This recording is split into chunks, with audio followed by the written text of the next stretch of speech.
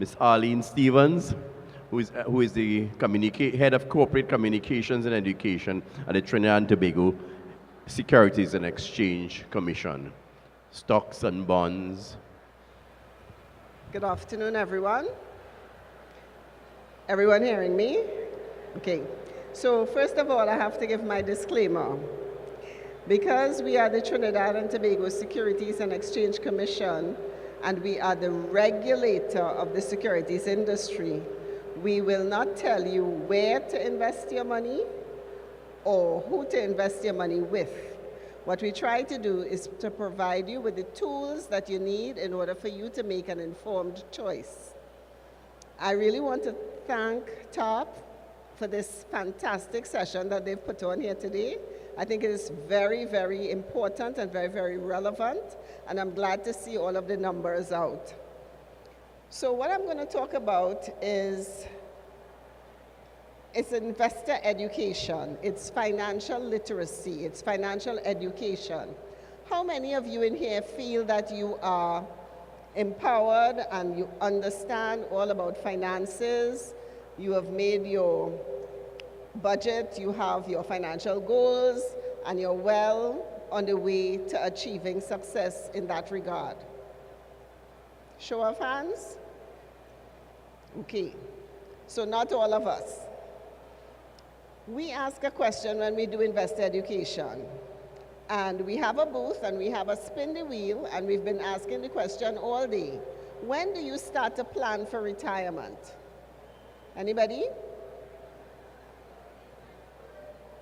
60? 50?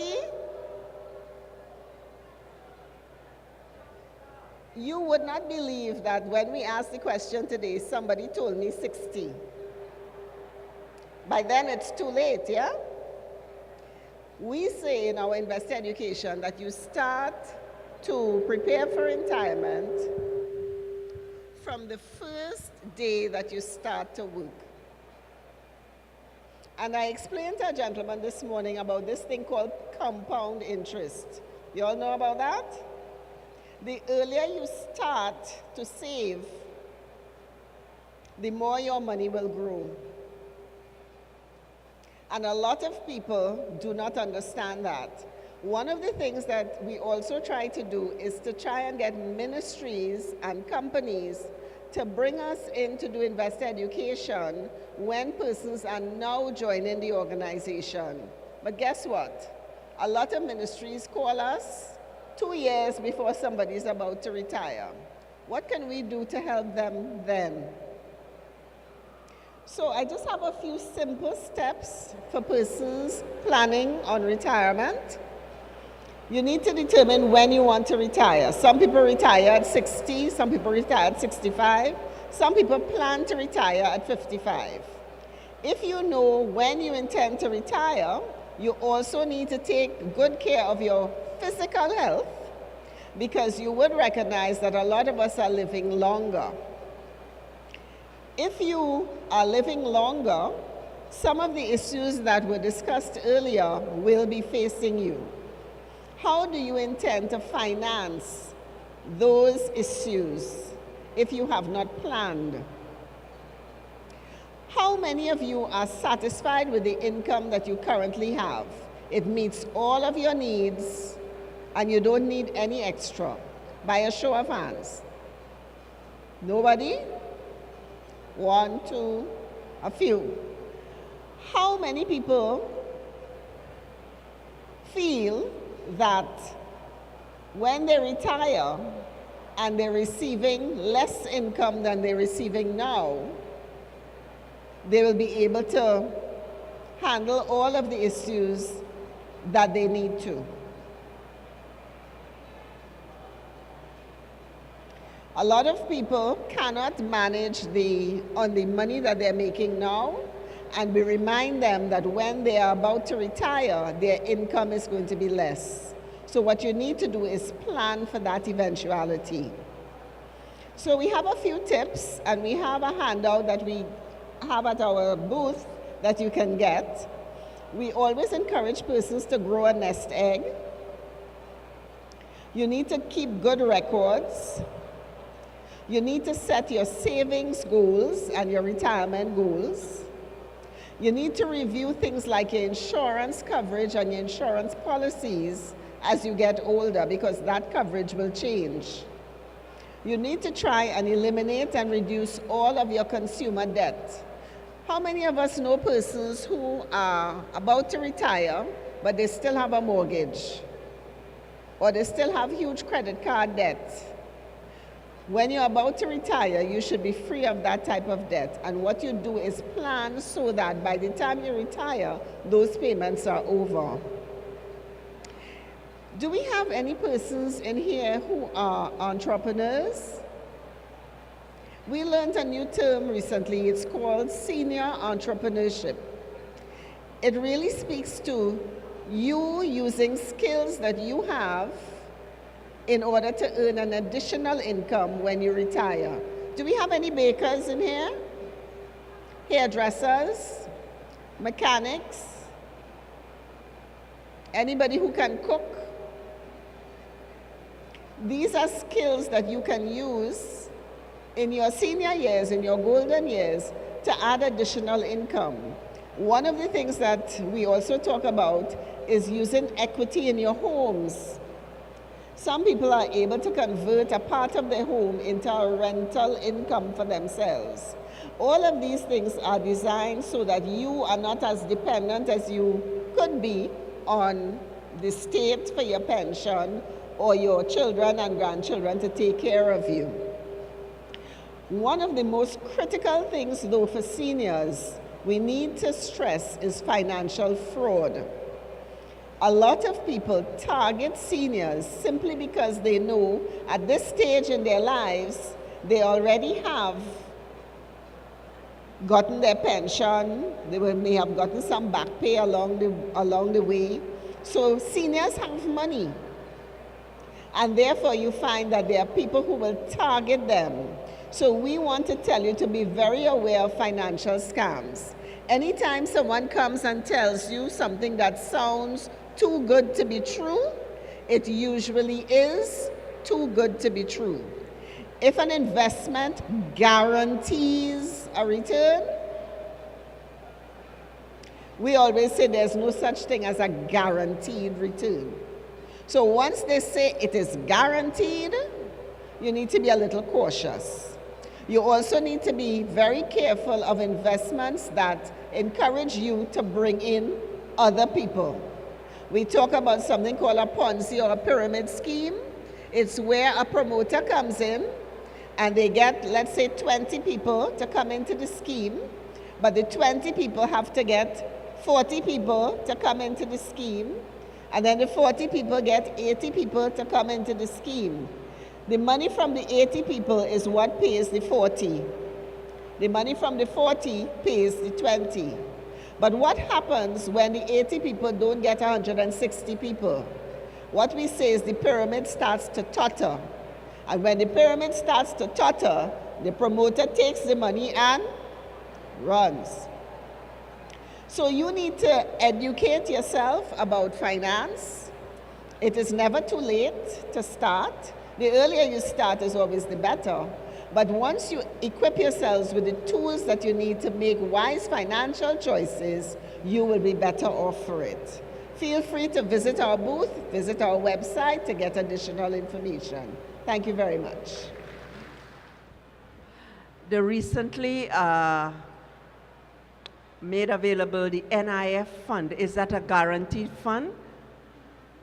As far as I'm aware, it's not guaranteed. So we should not have put our money then? No, the thing about investments is all investments carry some level of risk.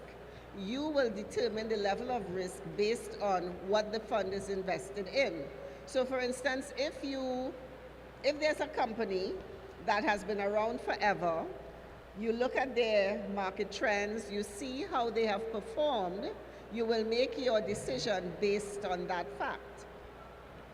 If I just come up and I say, I have a fund and I want you to invest with me because I think I'm pretty, or I tell you, I've been in the business for years, but I can't prove that to you, and you choose to invest with me, that's a risk that you're taking. So any investment will have a risk. There is no such thing as a guarantee, but you can hedge your risk based on how well the particular company has been performing. So would you say if I put my 5,000 in with the NIF fund now, and I put it in for the next 5 years, I did a good thing? You're trying to get me to say something that I'm not allowed to say. I'm sorry, ma'am, but you see, we are all retirees with a fixed Okay. income, and we So- don't have money. But let me tell you from our point, we are lay people with penny pocket, so we have to understand All where we right. are. So let me answer it this way. There are different types of securities in which you can invest your money. Bonds tend to be one of the safer types of securities in which you can invest your money. Stocks or equity is an investment opportunity that can have high returns, but with high returns come high risk. With a bond, you have moderate returns that are generally secure. Also with a bond, if you have a government bond, even if the government were to change, the new government would be honoring the bond. I think that's the best way I can tell you as to how good or not good your investment I'm not going to is. put you on the spot because I really wanted to go even deeper into that, you know, because members call and ask, and we have to give them some sort of advice. We are not financial people. But in my simple penny pocket, $10, $20, $20, I don't know anything else more than that. I said, well, if you're putting in $5,000 and you're getting 4.5% for the 5 years, hello, 5 years from now, that $5 is worth $5,000. So And what you doing it for? Remember, the banks are offering you what? 0 points. Yes, but even so, let's not get technical because again, in my simple mind, if the bank is giving me 0.25%, even in the next 5 years per year, you know, I might reach up because the value of my dollar is going to be more than, you know, selling it now. I mean, taking it now and waiting 5 years from now when my $5,000 will really worth $3,000. But I want to thank you, and I don't want to put you on a spot. I just want to tell you the way I think and the way the members think, you know, is penny dollars we have in our pocket. But we just want to make a little money, and we want to know we did it wisely. Now, let me add one more thing. One of the securities that we regulate is called mutual funds. A lot of people who are not quite willing to enter the stock market and play that, you know, determine whether to buy or sell and that kind of thing, you may find that they will put their money in mutual funds. A mutual fund is a collection of persons' money where a fund manager will look at stocks, bonds, and cash. They take your money and they invest it in those instruments. But they do a mix so that, let's take your same $5,000. They may put $3,000 in equity because they chance to get a higher return. They may put 1,000 in bonds and 1,000 in cash. If the equity doesn't do so well and the bond, which is a moderate fund, does well, it kind of balances out. So some people opt to put their money in mutual funds and let the fund manager worry about the risk. But at the end of the day, because you have diversified your portfolio and not put all of your eggs in one basket, you have a better chance of coming out ahead of the game. I understand all that you're saying. I'm just playing the devil's advocate That's because okay. these are the thing members ask. That's fine. Because they don't understand all this equity and balance and everything else. All they want to do, my government tell me that if I put $5,000 in, I'm making 4.5. Hello, the bank giving me 0.25. I go in, I support in my government. Right. Other than that, I take in Susu plan. you know, are joining us, Susu. Right. But I thank you. I just wanted them to understand from the layman point of view, you know, if, I mean, they would have already done it, Yeah. you know? But there are So more we just, bonds yeah. coming. So we just sit and wait, and your 5,000 you will get in 5 years' time. Is just from my point is, what is the value of my 5,000 5 years from now? I thank you. One of the other things I want to add for the audience is that we do investor education sessions where we come to your organization and we would provide information. Remember, not where to put your money or what to put your money in, but we would provide information to explain all of these things that I'm explaining to you. So you can feel free to go to the booth. There's a sign-up sheet, and you could have us come to your particular group, and we do a session. It's free of charge, and we will go any day of the week up until Saturday. I don't do Sundays. Yeah, after again. Yes. A question, you said there's no guarantee. You made a statement about that. But if, since you are the Security Exchange Commission, it means if an organization says, invest with us, we guarantee you 4%. What happens? You say there's no guarantee, so how can that statement be taken? The only way And what can we do? The only way that they could guarantee you 4% is if they put your money in something that can earn more than 4%. Well, that is their problem, eh? So what they do is a marketing ploy where they will say 4%. They are hoping to make 7%. And if they make 7%, then they could give you 4% because they have that 3% for themselves.